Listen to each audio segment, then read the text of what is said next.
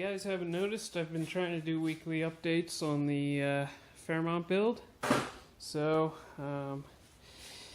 probably doesn't look too much different than from the last video, but in the name of weekly videos, you'll notice that the seat has been removed from the car and the interior has been taken out.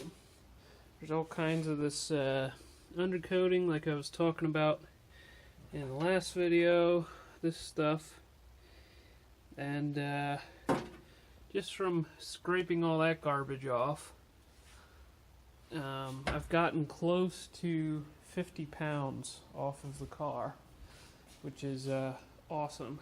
And you'll notice I'm trying to keep my carpet intact. I've been successful at that so far, but you can see all this insulation and stuff, all this stuff here.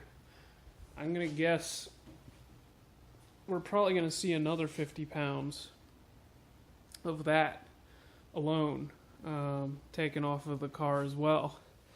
It's amazing how much stuff, how much this stuff weighs. It's this is kind of ridiculous. But next up is a roll cage, so have to get material for that, and might be a little slow going. Obviously we knocked out the turbo system pretty quickly, but with the working on the Studebaker and the Camaro, and now we're gonna be putting a bigger engine into the Nova. This hasn't been the highest priority. I want to get my Studebaker going for a local car show that's coming up pretty soon, and the Camaro we would also like to take to the same car show, so we got to get that fixed. So this is kind of taking sort of a back seat, but we'll get it done. We have I wonder if that's accurate. It was 137 days, and I think that was a couple weeks ago, maybe like a week ago. So I don't know, call it 125 days until we have to be in Virginia. So I'd like to have this done obviously well ahead of time so that we can test and fix things that break, or just be ready well ahead of time. So we'll slowly get this thing done, and I'm sure it'll pick up once we get the roll cage material. So I'm pretty happy with how all this scraping of this undercoating. I'm amazed at how much weight this stuff is, because it's already a light car, and I'm just amazed at how much this is adding up. You'll notice there's some insulation here. I still got to get all that out. Same on the other side. This is crazy. This is adding up like crazy.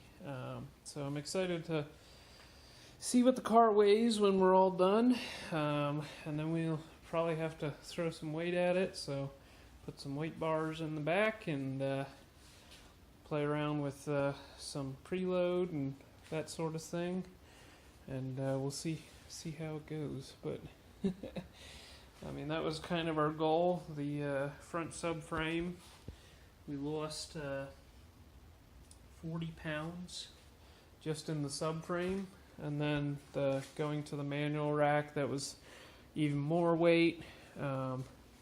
So it's amazing how easy it is to make these light. Not that they're not light to begin with. So I'm surprised that we've never messed with a Fox body before, just because this is like so easy. It's coming from like a Camaro world, it's just, this is so much easier to make light. It's not funny. And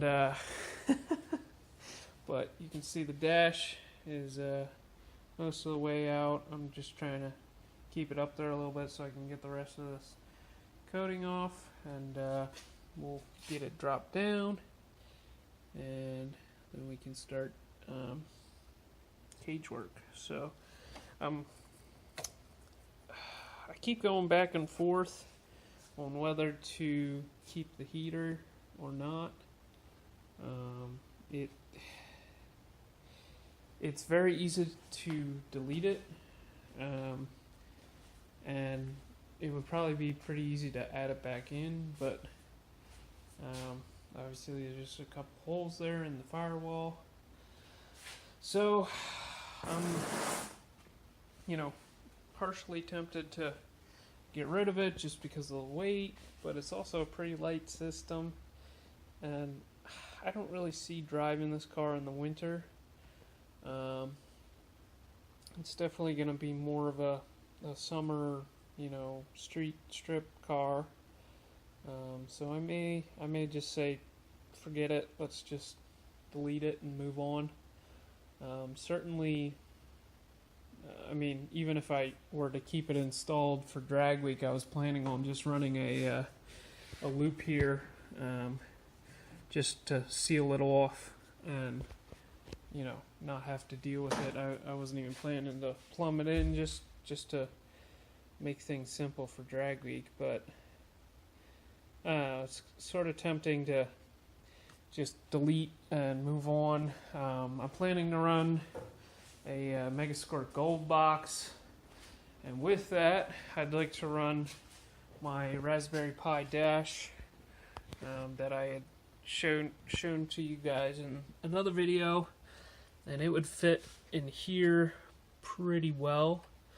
And this is where the heater controls used to be, so maybe I'll just say forget it, let's lose the weight, and then I can put my fancy digital dash. I'd like to keep the stock gauges just because they work, and I'm hoping I can adapt the speedo, and the odometer and everything can still work, but I could have my digital dash right next to it. I've seen a setup that I really liked of another, I don't know if it was a Fairmont or an LTD or something, but they did it in the same sort of way.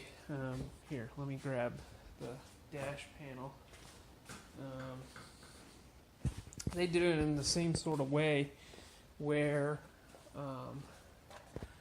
they made kept the stock dashboard, but they made it so the digital dash was sitting adjacent to it. Where is it? There it is. It's down there.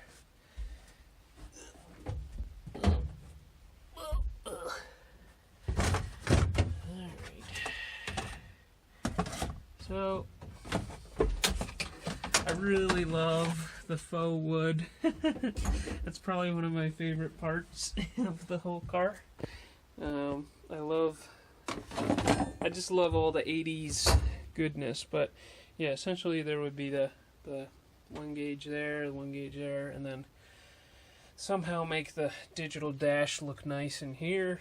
I'm noticing the trim, but big deal. So yeah, that's kind of what I'm thinking. I'm going back and forth, but anyways, I'm gonna stop babbling, and I'm gonna let you guys go. Alright, have a good one.